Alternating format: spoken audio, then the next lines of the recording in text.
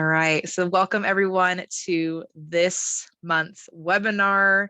I'm just so excited you guys are here, and hopefully you're excited too about our subject this evening, which is the psychology of spending. Before we jump in, I just want to introduce myself. My name is Chelsea Risco, and I will be your guys' host for this evening. I am the e-learning specialist here at Pioneer. And I've actually been with Pioneer for 6 years now, coming up on 7 in December, which is crazy. Time flies. One of those years I was in the branch, and then the remaining 5, I have been in our learning and development department. I really love training our internal team members, but I've also really been enjoying getting the opportunity to host these sessions and spend some time talking with you all each month. So just thank you so much for being here. I really appreciate it. So this evening, we're all gathered to talk about the psychology of spending. As we have come to our own as consumers, many things have influenced us. And perhaps you feel like you have control of your spending, or maybe you're in a place where you're wishing you could rein it in a little bit more. So by the end of our time this evening, you'll have a deeper understanding of why we are the way we are when it comes to spending, and you'll have some tools to make a change if that happens to be your next step. So as we start looking at the psychology of spending, we're first going to turn our attention to our spending habits. I might have just said savings too. I just realized sometimes I mix those up. We were talking about spending tonight. So let's talk about how we become spenders or savers. There are various factors that have contributed to our current relationship with money. So I want to ask you guys, and this is where you can chime in the chat. What do you think some of the influences are to your spending? So if you think about the influences around you, maybe it's now as an adult, maybe it's thinking about your childhood, maybe becoming an adult when you were 18 and really getting thrown into the financial world. What do you think some of the influences are to your spending? Okay, let's check in the chat. So Andrew added, oh, that was from your first one, finance first over MBA. Perfect. Thank you. I'm glad you're here. Leah said social media. Yes. Kelly said kids. So if you have kids, that's a good point. Anyone else want to chime in the chat? What do you think some of the influences are to your spending, whether positive or negative too? I'm not just saying it has to be things that make you spend too much. Maybe it's stuff that has helped you with your spending habits. Leah also added wants versus needs. Andrew said trying to balance school over paycheck. Ooh, that's a good one. Tiffany, habits of parents. Ooh, that's a good point too, right? So there's stuff we're dealing with now, stuff that we dealt with when we were younger. Right. So good job, everyone. Those are really great ideas. We are going to focus on 4 specific influences during this webinar. So we're going to take a look at values, advertising, social factors, and your self-concept. And we're going to look at how these factors interact to shape our spending habits. To understand why we spend, we must first start with understanding our values and our attitudes towards money. So what is the difference between values and attitudes? The 2 words are often used interchangeably, but are actually rather distinct ideas. So values are strongly held beliefs that reflect our upbringing. Without examination and conscious effort, it is very difficult to alter a personal value. Whereas attitudes are more easily changed. They usually reflect our current life situation, like our likes and our dislikes. And as such, they are not as deeply embedded as our values. The 2 do work together and can influence each other, but they are not the same thing. A simple example of this difference. So let me introduce you to Robert. So he values hard work and commitment. But on Monday morning at 6 a.m., his attitude towards work may be less than positive, creating in him a negative emotional reaction to his alarm going off. His value hasn't changed, just his immediate attitude towards going to work has. And that attitude leads to the behavior of hitting the snooze button 1 too many times. That's great, but what does that have to do with spending? Well, it matters because our values usually influence our attitudes. Our attitudes create emotional reactions. That emotional reaction can lead us to certain behaviors. And for some of us, that behavior detours us from achieving our financial goals. So how do we stop those counterproductive behaviors? Well, we have to go back to the beginning and understand where our values about money and spending came from. The only way to alter your attitude toward money and thus your behavior is to understand the values that lead to those attitudes. So our money values are influenced by several different factors. What affects our money values? We're going to start with our family. So that was mentioned in the chat as well. The family in which a person is raised usually has the greatest influence on an individual's values about money. Research finds that we are a lot like our parents, even more than we think, at least as far as our spending habits are concerned. Our tendency to spend or save, the way we manage our money, even the brands we choose to spend our money on, are all highly influenced by what our parents did while we were growing up. Of course, the next one is media. American movies and television shows are filled with images of the quote unquote good life. The lifestyle depicted is often far from the reality that most of us experience, and yet these projected images deeply influence the way we see our personal level of success and what we value. And on the same note, culture. An individual's values are so influenced by cultural values. America is a culture of spending. Since the explosion of the easily accessible credit that began in our 1980s, our culture tendency has been a buy now, pay later mentality. So we value material goods, and culturally speaking, we tend to judge others not on their character, but rather by what they own.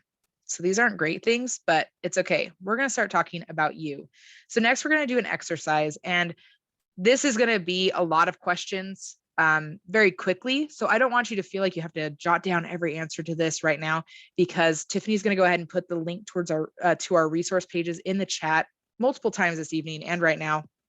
And what I want you guys to do is make sure you save that link, because in that page, you're going to see a worksheet that's going to ask you these same questions, as well as the additional questions I kind of tack on to really help you get to the bottom of these questions.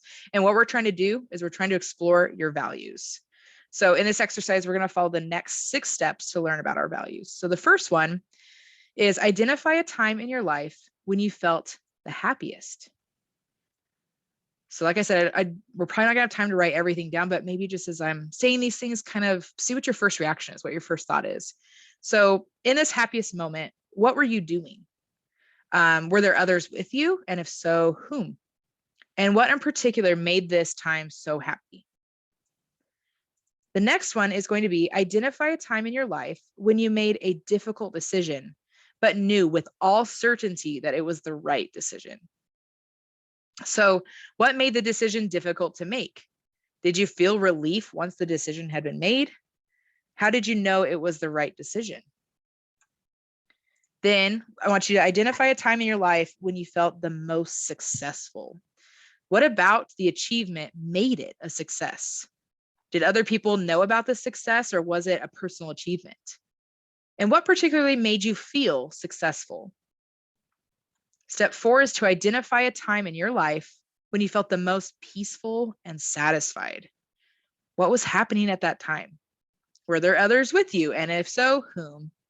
And what in particular made this time peaceful and satisfying?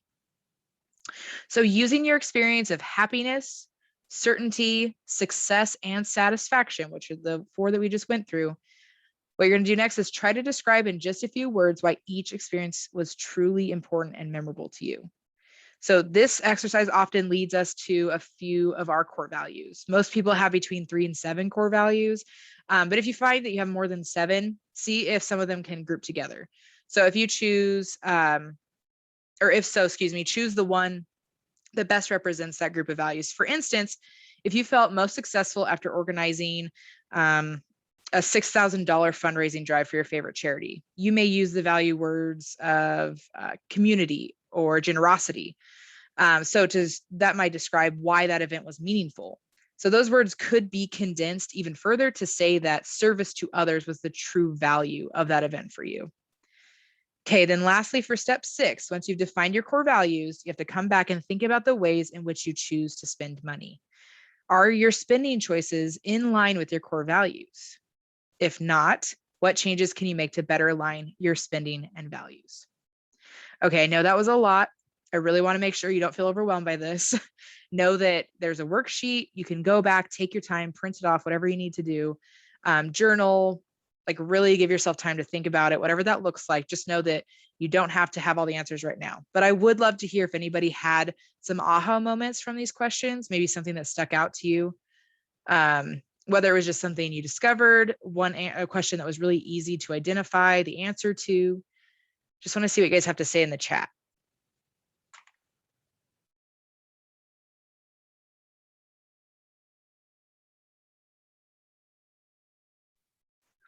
So again, not saying you have to have all the answers. I just want to see if anyone had anything that came up while they were listening to those questions.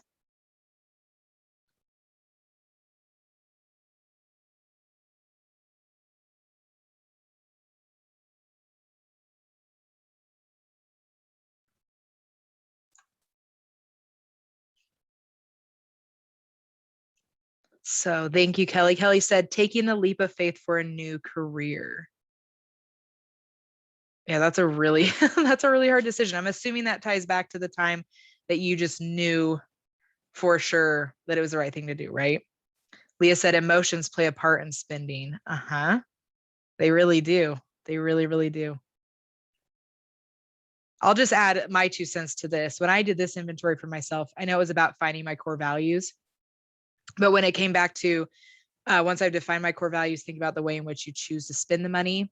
I found that a lot of my spending comes from times where I'm anxious or times where my ADHD is acting out, if you will. And so it does not align with my core values when I do those things because I'm buying little things that I don't really need. Like I'm really into essential oils. I don't know why, but I am. So that's just an example for me. So I hope that this is helpful for you guys. And again, doing it afterwards, you guys have my email from your registration and from the website if you need it. So if you need any help, I'm happy to help in any way that I can as well. Okay, so we're going to move on from this exercise to a really awesome quote. So Gandhi said, your beliefs become your thoughts become your words become your actions become your habits become your values, and your values become your destiny. So the question is, are your current spending decisions in line with your defined values? If not, think about how you can make changes to your spending. If your spending and values do not reflect your values, then make a change. Make a conscious decision to put your money into things that represent your core values rather than just allowing your spending habits to determine your values, which is why we just did that activity. Next, I suggest that you share your values with your family. So spending decisions will be influenced by every member of the family. It's really important that everyone understands one another's values and that you've identified your shared values, especially in your relationship or your marriage. All right, so let's go ahead and turn our attention to other influences on our spending behaviors. Let's look at advertising. Experts estimate that the average person is exposed to anywhere between 250 to 5,000 advertisements daily. This takes into account not only the advertisements that we see when we're watching TV or listening to the radio, but also those that pop up while surfing the internet and while using our favorite apps on our phones. There's glaring advertisements like billboards lining the highway, to subtler advertisements such as product placements in movies and TV shows. So again, in the chat, we're going to do a little activity together. We are going to test your own brand recognition skills by seeing if we can identify these logos.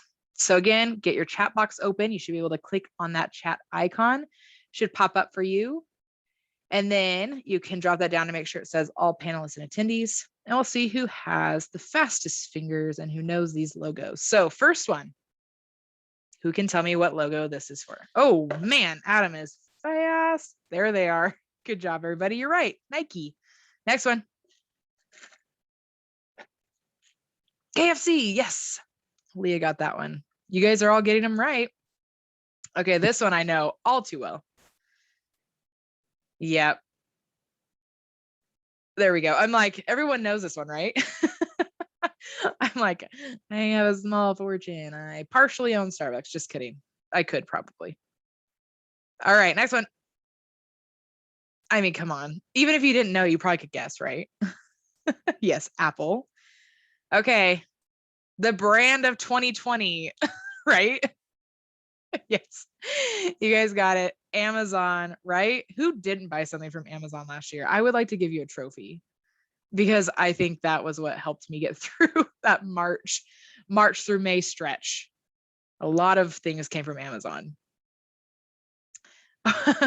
Yes, Adam, our new corporate overlords. Okay, this next one is, does anyone know this one? Okay. I was like, I don't know. Maybe people don't. They're not as popular as they used to be. Yeah, this is Chili's. This is their newer logo. If you haven't been to one lately, thank you, Leah. That was very nice of you to give people a chance. Kelly added, I should have ownership in Amazon now. Yeah, I agree. Okay, the Golden Arches. Come on. I feel like this has to be the most recognizable brand, right? And yet no one's typing it. Hello. There we go. Good job. Supersize me, right? Oh, Coke is. That makes sense. That makes sense. All right. This one, I think this one's probably the trickiest if you're not into this social media. Oh, everyone still got it. Okay, Twitter. All right, last one. Target. Leah, you were super fast on that one. Yes, good job. You all got it. Oh, I'm sorry, Jay. You can't see the screen. You might, if you're on your phone, you might have to click on the little screen instead of my logo.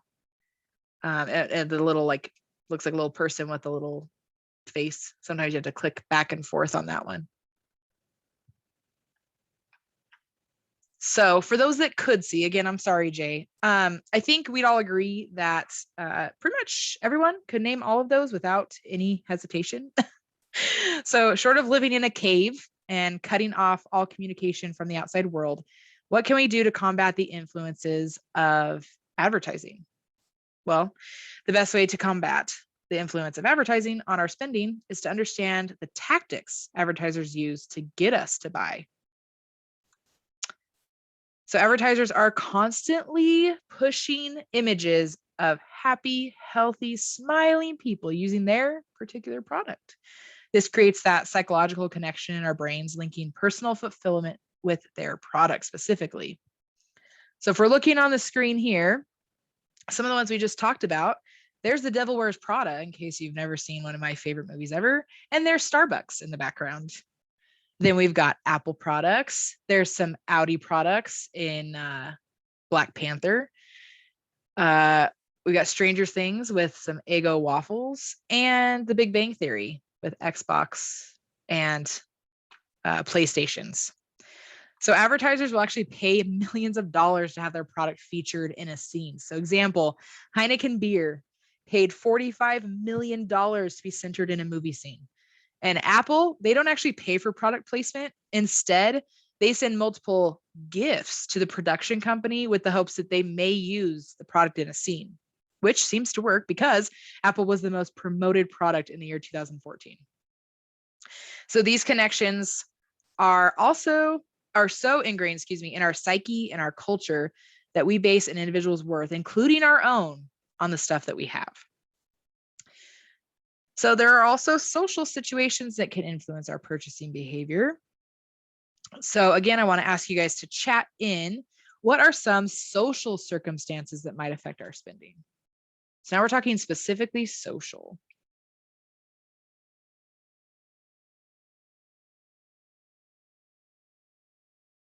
Andrew said to fit in. The people around us, whether that be family or friends or society. Shopping with friends, says Jay. Yep. You're on to something. It's like, you know what's coming in the presentation. Any other thoughts? Going out for coffee with friends. Yes. So we've talked about fitting in with society. We talked about being with friends. Lunch is dinner. Good job, Leah. Andrew said peer pressure. Just say no. Well done. So funny you bring that up because my next point is we're actually more likely to purchase items from people we know. So for example, you're more likely to purchase something at a friend's party than from someone you don't know. That's why companies like Tupperware, Pampered Chef, Mary Kay, and many, many others rely on in-home parties to sell their products. We don't like to let people down, and we also are not great under sales pressure either. So I know I've been there a few times myself, says my massive collection of pampered chef items. Do not judge me. I really like to cook, I tell myself. Okay. Another interesting factor is our social class. So to some degree, consumers in the same social class exhibit similar purchasing behavior. So the higher our socioeconomic status, often the more expensive the cars, the houses, the clothing, and the food we buy. Our peer group also has a strong influence on our spending habits, which you guys touched on. We may think that peer pressure of this kind only exists for teenagers, but it is very true for adults too. Have you ever found yourself going out to lunch at work, even though you brought lunch? Because everyone else was going out, or maybe spending more than you intended when shopping with a friend? And then just by knowing that peer pressure exists, we can still choose to spend, but you can also choose not to. Sometimes it helps imagining yourself in the situation ahead of time. So, for example, if you know that you get asked to go out to lunch frequently at work, but you're committed to saving by prepping lunch ahead of time, consider what you might say when you're asked. Oh, not today. I've made my lunch. Thank you, Susie. Or, oh, no, I just ate lunch, but I'd love to come for the company. So essentially, you're thinking through your script ahead of time, which I love. But we hope by bringing this to our awareness that we can curb that pressure to spend. Now, let's not forget about the atmosphere. So most of us have had the experience of being in a department store or shopping at the mall, and we find it extremely difficult to find the exit. And this is not an accident. So the longer you're in the store, the greater the likelihood that you will make a purchase. And retailers actually control the lighting, the layout, the music, the temperature, and even the smell to entice you to buy. For most people, shopping is not simply an act of purchasing what you need and then going home. Shopping is entertainment and social involvement, and the shopping mall is experiential, right? For researchers, malls are vast, complex, and complete. Studies have shown that more actual purchases occur in the third hour of shopping. So malls are designed to keep a shopper there for at least that long. With winding architecture and appealing music and even adding pleasing aromas is not too difficult to do. So of course, obviously going to the mall and the stores was not really a reality last year with COVID, but I'm sure if you spent any time on the internet, you have undoubtedly seen ads upon ads upon ads, especially those that pop up after searching and browsing on Amazon or Google. Kind of weird. Even on your social media apps, they'll show up. All of this to say, remember, people's day jobs are literally just to find ways to make you buy things. And not that they're the enemy, but it's just good to know and have that clarity. There's really no way to escape it, but being aware is the first step. So we've talked about the external influences. Now let's look at the internal influences. Another very important factor that influences our spending is our self-concept. Each of us carries a certain set of beliefs about ourselves. The set of beliefs is known as our self-concept. Generally speaking, we act in ways that are consistent with our self-concept. For example, if a component of one's self-concept includes, I am a good cook, that person is more likely to offer help in preparing food for a party than someone who has the self-concept being, I'm a bad cook. I am is two of the most powerful words. What you put after them shapes your reality. Your self-image answers the question, who am I? So self-concepts may include ideas such as, I'm a hard worker, or I am good at math, or in my case, I am tall. Not that many of you have seen me, but I'm actually 6 feet tall. So that is a truth for me. I can reach all the things. So now just for a minute, think about your self-concept in regards to spending money. I'm sure you had a little thought pop in there, right? Keep in mind that when our behavior doesn't match our self-image, it leads to mental stress. Acting in ways that are contrary to our self-image can lead to something called cognitive dissonance. In psychology, cognitive dissonance is the mental stress caused when our brains are confronted with contradictory beliefs and values. For example, a person whose self-image includes, I'm good at riddles, will experience cognitive dissonance if they are confronted with a riddle that they cannot solve, while someone without that self-concept will likely not care at all. So if our beliefs don't match, or if your beliefs don't match your behavior, you'll be stressed out. And let's not forget about the idea of self-fulfilling prophecy. A self-fulfilling prophecy is a prediction that directly or indirectly causes itself to become true. So what does this have to do with money? There's a lot of psychology talk, but what does this have to do with money? Well, because we subconsciously go into great lengths to avoid cognitive dissonance, we will act in ways consistent with our self-concept around money. So if you think of yourself as a saver, you'll probably feel some psychological stress when you have to take money out of a savings account for a very large purchase. Now, if you think of yourself as a spender, you may be more likely to make impulsive purchases. Examining and recognizing your self-concept around money can help you avoid behavior that is counterproductive to reaching your financial goals. A spender who makes a conscious effort to change their self-concept to that of a saver will find it much easier to save for their goals. Changing how we think about ourselves may actually change our behavior. When faced with the decision of whether to buy or not to buy, if you think to yourself, I am the type of person who saves money, you might actually find it easier not to buy. Now, once we have a greater understanding of our values, the factors that affect our attitudes about money, we can then decide if we need to make a change to reach our financial goals. If you have determined that changing and becoming more of a saver than a spender, then this is the time to talk about a few strategies to save. So I'm going to quiz you guys really quick. If you've been to any of my past webinars, you might be able to answer this, or if you just have your pulse, your finger on the pulse of finances, can someone tell me what pay yourself first means? If I were to pay myself first, what does that mean?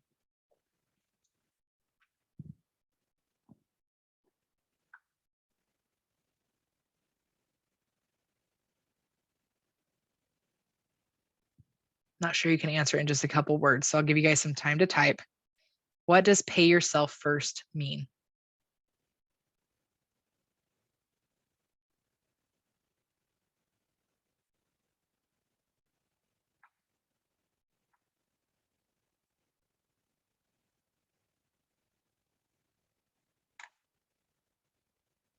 Anyone have insights on that?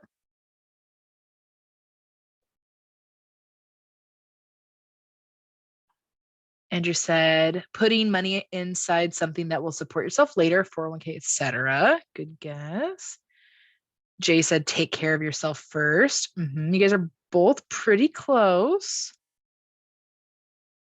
Any other thoughts, guesses?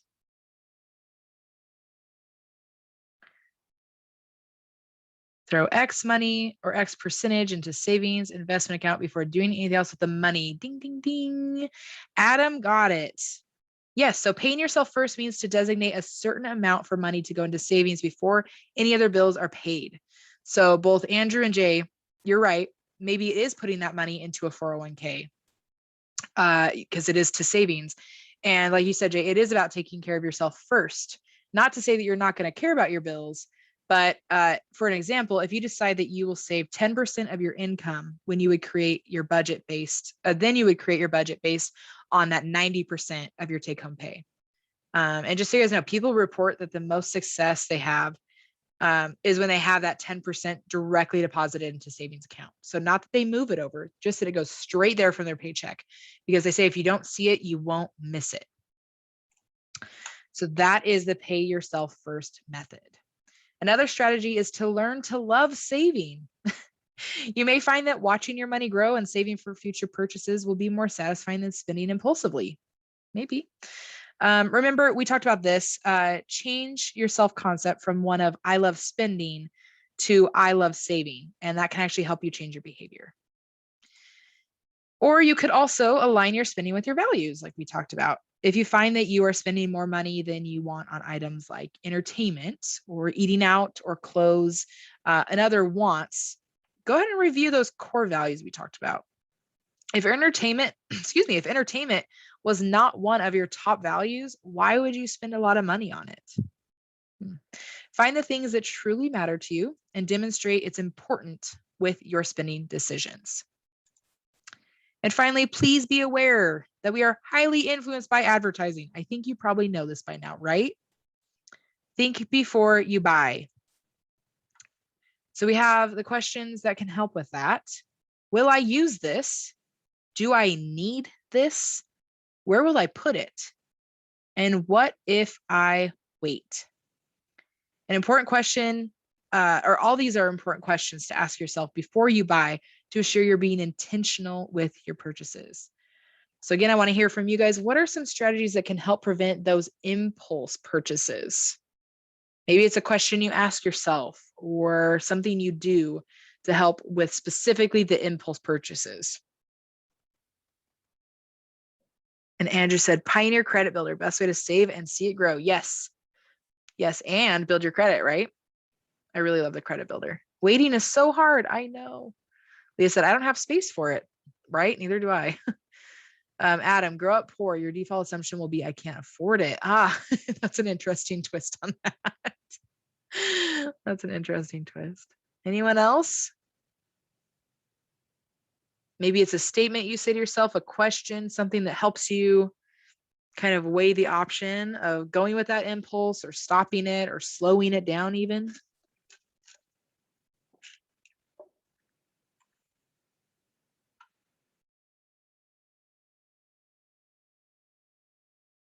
Andrew said, will I use this enough times to make it worth it? Ooh, that's a really good one. Maybe some other ones might be, are there underlying motives for making this purchase? So you guys know, I mentioned earlier, my ADHD plays a really big role in my spending habits. If I'm having a day where it's really hard for me to focus, I sometimes get on Amazon and buy things like fidget spinners. I don't like just stuff like that. Really, I don't need it, but something about buying it like gives me that dopamine that my brain wants so badly, right? So I have to check with myself, what's the underlying motive here? Could it be that I feel out of control? Could it be I feel overwhelmed? Could it be that I'm feeling like I want to rebel against my saving? I just want to buy something. You know, there's so many things. The Robert Kiyosaki question, I hope I said that right. Will this put money into or take money out of my pocket, said Adam. Ooh, that's a good question. I like that. Here's another question. Did this salesperson influence my desire for this item? I'm terrible at saying no. I'm such a people pleaser. Do not take me to anywhere in which someone will try to sell me something because I will probably buy it because I hate saying no and I hate conflict. All right. All really, really awesome feedback and input, guys. All right. So understanding your values, your attitudes, and your emotional reactions can help you change your behaviors. Defining your values helps you make money choices that are in line with them. Being aware of the things that impact your attitudes, being your social status, peer pressure, and advertising can help you change your behavior. And don't forget, building your savings usually relieves stress. Combining this insight with why you buy will hopefully help you make the choices that will allow you to meet your financial goals. I really hope this webinar has been helpful to lead you on the path to be intentional with your money choices. And finally, remember that as a Pioneer member, if you are a member, you're welcome to schedule a free call or an in-person assessment to meet with one of GreenPath's financial wellness experts to review your credit report, receive tips that are tailored to your own situation. They can also help with budgeting, debt repayment, and preparing you to buy a home as well. They are a nationwide nonprofit that provides financial education and tools for people to lead financially healthy lives. I always want to highlight these guys because they're doing amazing work and they really dig in super deep. Of course, there's also us here at Pioneer. You can always come visit us, check out our information online, see if there's any way we can help you with your goals, with your financial goals. And of course, as Tiffany just put, thank you. Remember to check out the resources page for more info on GreenPath. And also there will be links for automating your finances, as well as a link for our next webinar. So our next webinar is going to be called, Is Owning a Business the Right Fit for You? So I know that's kind of a niche. Maybe you have no interest in owning a business. Maybe the idea has crossed your mind, or maybe you're about to jump into it. We would just really like to provide you with some insight, some questions, some resources that could help you with that decision. So you can also go to that resources page and register for that next month. And now I'm going to open it up for any questions you may have. If you do happen to not have any questions and want to hop off for the evening, you're more than welcome to.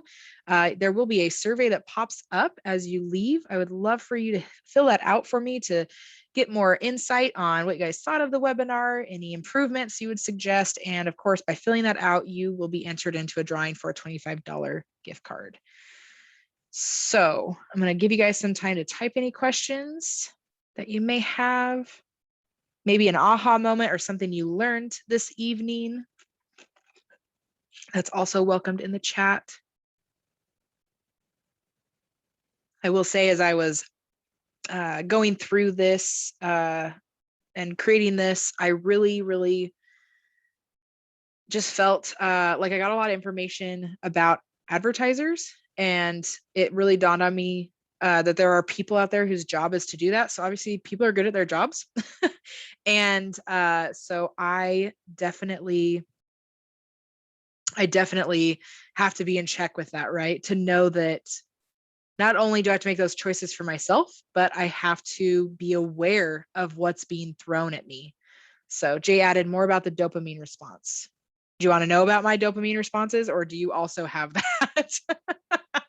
Because I'm very new to my ADHD diagnosis, and I'm very open about it because I just don't think that, I don't know. I mean, there's so many things that go into finances. I'm never afraid to tell you guys my story if you care to hear. That was just a recent diagnosis that I had, and the reason that I really figured it out is because of the fact that I went on a spending spree on Amazon, and my husband and I have some really big goals that we're saving for. And I was really, to be honest, I was really disappointed with myself, and that was really hard.